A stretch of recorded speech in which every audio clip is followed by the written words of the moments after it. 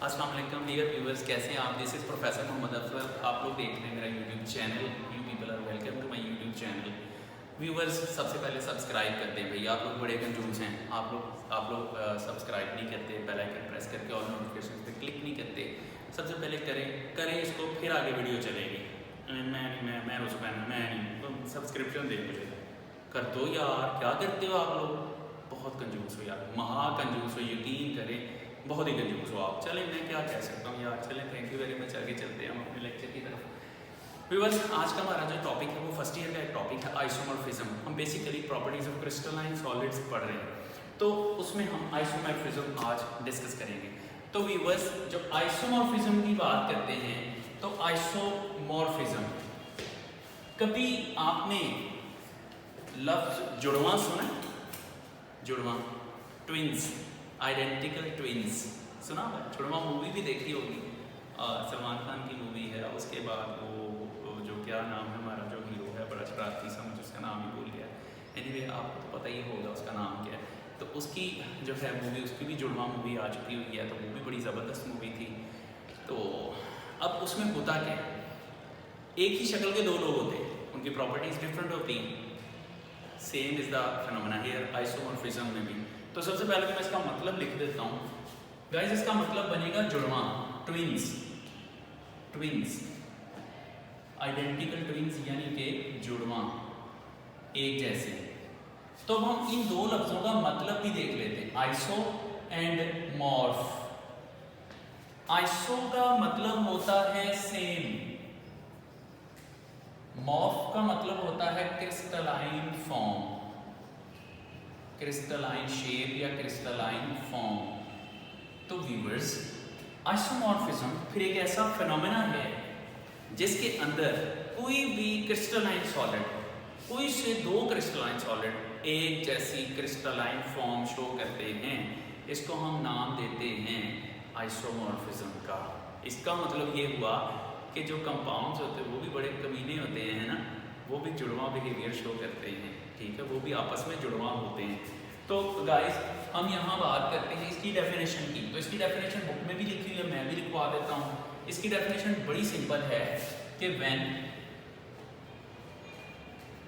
या आप सिंपली कह लें कि चलें ऐसे लिख दो, when to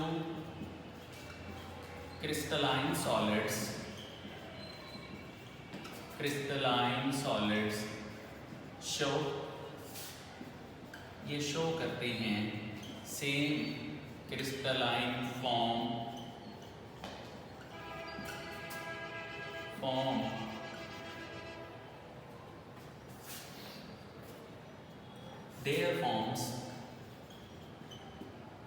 their forms are called isomorphs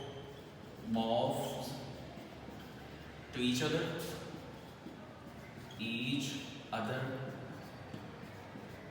and this phenomena is called isomorphism।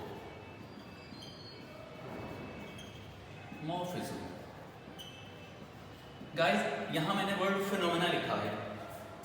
Have you ever thought phenomena जो है, हैव यू एवर थॉट कि जो फिनोमेना है वो प्रोसेस और फिनोमेना में क्या फ़र्क है? फिनोमेना जो है किसी भी नेचुरल प्रोसेस के लिए लिखा जाता है, कुदरती तौर पे होने वाला। आइसोमॉर्फिज्म कुदरती तौर पे पाया जाता है, हम नहीं करते इसको, आर्टिफिशियली करा भी लेते हैं, लेकिन नेचुरली भी है ये। और आर्टिफिशियल फिनोमेना जिसमें हमारी इन्वॉल्वमेंट होती है, जो हम करवा रहे होते हैं, उसको प्रोसेस बोला जाता है।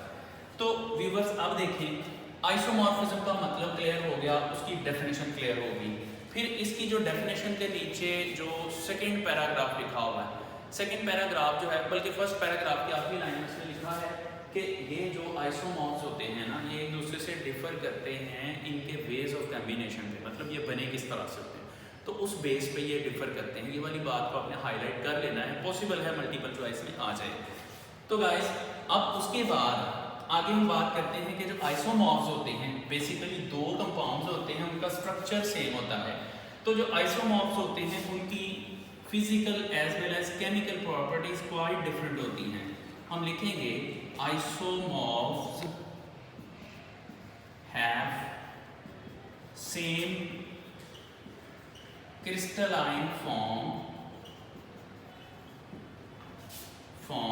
इनकी क्रिस्टलाइन फॉर्म सेम होती है, बट देयर फिजिकल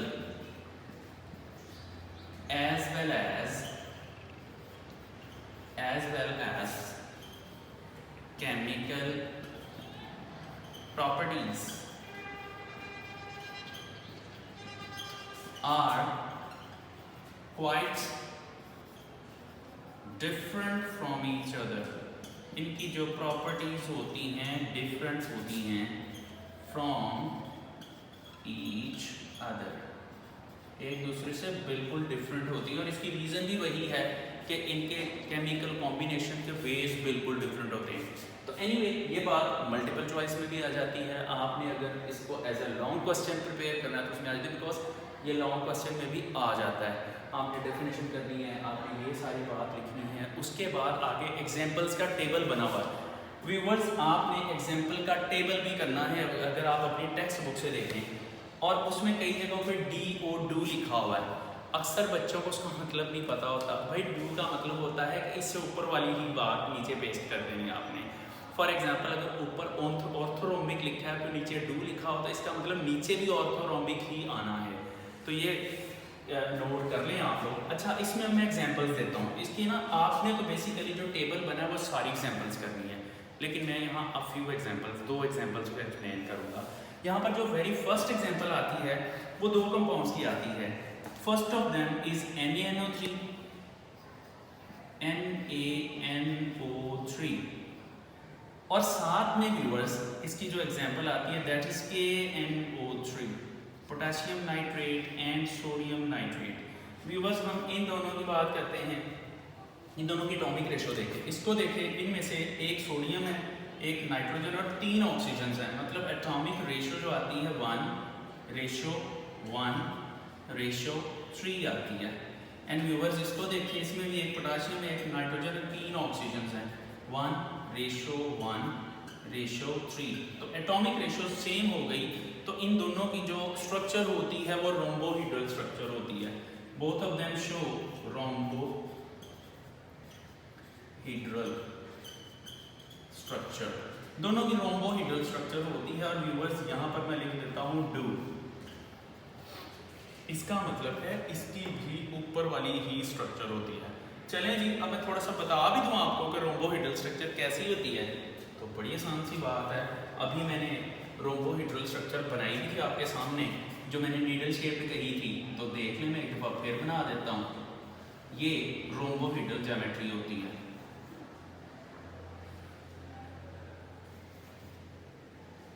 इनको डिफरेंट डायरेक्शंस में ग्रो कर देता हूँ इस तरह से। इसी तरह से ये Z डायरेक्शन में इसको ग्रो कर दिया, Z डायरेक्शन में इसको ग्रो कर दिया, Z में, इनको आपस में मिला देते हैं। तो गाइस ये जो है रोम्बोहेड्रल स्ट्रक्चर। तो दोनों की जो क्रिस्टलाइन फॉर्म है वो रोम्बोहेड्रल है। अब मैं इसका मुंह लाल कर देता हूँ जैसा कि पहले मैंने आपको बताया था। तो गाइस ये देखें, ये मैंने इसकी खूबसूरती में इजाफा कर दिया। आप वैसे चाहें तो ये डायग्राम ना बनाएं, बनाना चाहें तो आप बना भी दें। अगर लॉन्ग में आया है तो फिर बना लें, अदरवाइज रहने दें। इसकी जो सेकंड एग्जांपल आपकी बुक में दी गई है ना टेबल में, वो पोटेशियम क्रोमेट की है और पोटेशियम सल्फेट की है। दूसरी example potassium chromate K2, potassium sulphate पहले लिख लेते हैं बिकॉज बुक में पहले पोटेशियम सल्फेट लिखी है, उसके बाद K2CrO4, this is potassium chromate. आप नाम लिखना चाहते हैं तो लिख लें पोटेशियम सल्फेट, पोटेशियम क्रोमेट। तो अगर हम इनकी बात करें तो इनकी जो स्ट्रक्चर होती है वो ऑर्थोरोम्बिक होती है। मैं पहले इनके एटॉमिक रेशो बता दूं, 2 पोटेशियम्स हैं, 1 सल्फर है, 4 ऑक्सीजन हैं। इसमें 2 पोटेशियम हैं, 1 सल्फर है, 4 ऑक्सीजन हैं। इनकी जो ज्योमेट्री होती है वो ऑर्थोरोम्बिक होती है। अब ऑर्थोरोम्बिक जो है इसकी भी ऑर्थोरोम्बिक होती है, तो मैं डू लिख देता हूँ। अब तो बड़ी अच्छी तरह समझ आ गई होगी कि डू का मतलब क्या होता है। तो व्यूअर्स ये स्ट्रक्चर मैं आपको बताता हूँ, इसको हम ड्रॉ कैसे कर सकते हैं। वैसे आपने नहीं ड्रॉ करनी, लेकिन मैं बता देता हूँ। देखिए ऑर्थोरोम्बिक जो होती है बेसिकली सल्फर भी आपने पढ़ी हुई है ऑर्थोरोम्बिक में। तो व्यूअर्स इसमें ये होता है कि इसकी लेंथ डिफरेंट होती है। ये एक्स डायरेक्शन में ग्रोथ होगी, इसकी वाई डायरेक्शन में जब ग्रोथ करेंगे तो पार्टिकल यहाँ आ जाएगा, इसका पार्टिकल यहाँ आ जाएगा। चलें मैं इसकी वाई डायरेक्शन में ग्रोथ शो कर देता हूँ, ये वाई डायरेक्शन में, और इसकी ये एक्स डायरेक्शन में ग्रोथ आ गई। जेड में करेंगे तो पार्टिकल इधर आएगा, इसकी जेड डायरेक्शन में ग्रो करेंगे तो पार्टिकल इधर आएगा, इसकी जेड में ग्रो करेंगे तो पार्टिकल इस जगह पे आ जाएगा, इसको जेड में ग्रो करेंगे तो पार्टिकल यहाँ। तो गाइस यहाँ पर देखें ये है इसका लाइन से ज़रा उल्टी सीधी लग रही है, लेकिन कोई बात नहीं, मैं कौन सा ड्राइंग मास्टर हूँ। अच्छा ये देखें यहाँ पे ये इसकी स्ट्रक्चर बन जाएगी। इस स्ट्रक्चर को हम कहते हैं ऑर्थोरोम्बिक स्ट्रक्चर। चले इसका भी मैं मुंह हरा कर दूँ, और अगर